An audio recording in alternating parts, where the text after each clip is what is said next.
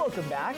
Time now for a full look at weather with our Weather Authority Chief Meteorologist, Dan Cianca. Hey there, Dan. Hey there, Austin. We checked in on the fire in Aromas this morning. Obviously, that caused a lot of issues. And even this afternoon, there was still a big plume of smoke coming from it. So we've been monitoring the air quality pretty closely. And here's what we're seeing out there tonight. The good news is it's not bad. We're looking at moderate air quality, if we could roll our weather graphics there.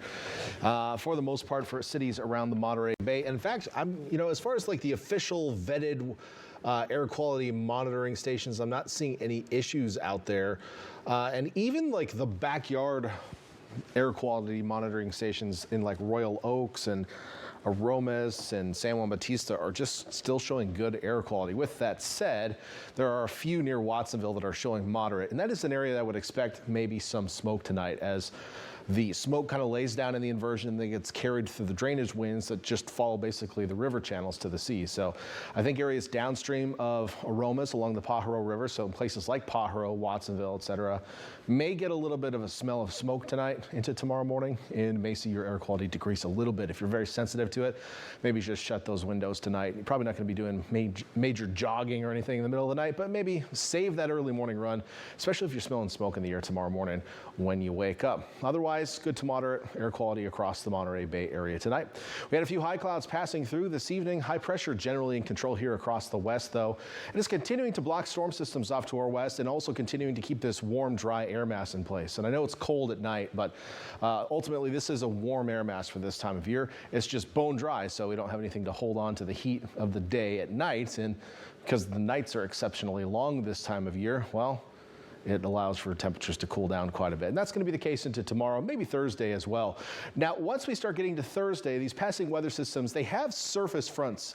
Okay, what you're seeing here basically are the upper levels and rainfall. That's kind of what I'm showing you on this map. So we still have a ridge here of high pressure and the systems are going up and over that. But at the surface, there is going to be a warm front that comes through on Thursday, which will probably bring some mild but moist air, which will reintroduce some fog probably to the coast and also keep our low temperatures up. Then the overall pattern kind of flattens out a little bit, and that's going to allow some weather to move into Northern California initially with some rain across the north coast and then making it into the Bay Area as we head into Saturday and maybe even the Monterey Bay Area Saturday into Sunday with some light precipitation potential. So I'm not expecting anything heavy this weekend, but we could see a couple of days with showers around as we head into Sunday or Saturday and Sunday, maybe even into early next week as well as weather systems continue to pass by. Now, the other story obviously has been those cold nights. This is where we started the day this morning.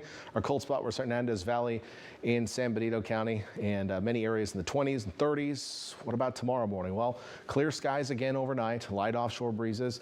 We warmed up another touch or two today, another tick, something. We warmed up a little bit this morning, and we'll be a little bit warmer tomorrow morning. So add a couple more degrees to your lows, but we'll still be cool for this time of year. Then, as we head into the afternoon, lots of sunshine, a light offshore breeze, allowing for that dry air to reach right to the coast. It warms up pretty quickly. That means we're going to have a warm late morning to early afternoon tomorrow before the sea breeze kicks back in and starts to moderate things along the coast. But lots of sunshine tomorrow, maybe a couple of high clouds. Boring map. Let's get right to your temperatures and we can talk about where we're headed tomorrow. Back into the 80s in many cases. The Santa Cruz Mountains, Scotts Valley, Ben Lomond, close to 80 in Santa Cruz again tomorrow.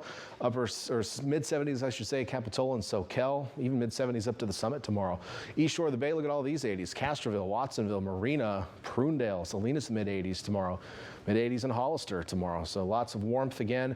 Monterey Peninsula, mostly 70s, but even 80 in Carmel and Seaside tomorrow. Nice and warm in those locations.